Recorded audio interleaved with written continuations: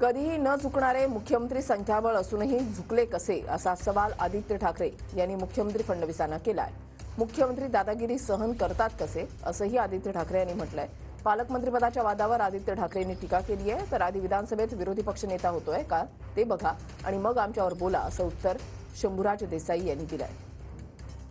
आश्चर्याची गोष्ट ही आहे की जे मुख्यमंत्री आम्हाला वाटत होते की कधी कोणासमोर झुकत नाहीत, मग ते जंगलाचा विषय असो किंवा कुठचाही विषय असो, जनतेचं पण ऐकत नाही, एका वेळी लाठीचार्ज केलं तरी चालेल पण जनतेचं ऐकायचं नाही किंवा कोणासमोर झुकायचं नाही, असे मुख्यमंत्री एवढे संख्याबळ ईव्हीएमने दिल्यानंतर देखील झुकतात कसे आणि दादागिरी सहन करतात कसे, हा एक प्रश्न आहे। तसं पाहायला गेलं तर त्यांच्याकडे संख्याबळ आहे, दादागिरी सहन करण्याची गरज नाही त्यांना, पण त्यांनी आता सहन केलेली आहे। पहिलं पाऊल दादागिरी सहन करण्याचं टाकलेलं आहे आणि ह्या रुसवे फुगवे ही नाराजी कितपत चालू देणार आणि असं जर सरकार चालत असेल तर जनता कितपत जनतेची सेवा होणार हे जनतेने विचार करावा। आदित्य ठाकरे साहेबांना म्हणावं, तुमचा उबाटाचा विरोधी पक्ष नेता आधी होतोय का विधानसभेतला त्याच्यावरती बोला आणि मग आमच्या घरात डोकावून बघा।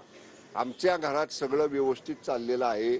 आज राज्यातल्या सगळ्या जिल्ह्यातल्या पालकमंत्र्यांपैकी 2 जिल्ह्यातल्या पालकमंत्र्यांच्या बद्दलची फक्त चर्चा आहे। बाकी सगळ्या ठिकाणी पालकमंत्री पद जाहीर झाली, सगळ्यांनी एकमेकांचं अभिनंदन केलं महायुतीमधल्या नेत्यांनी।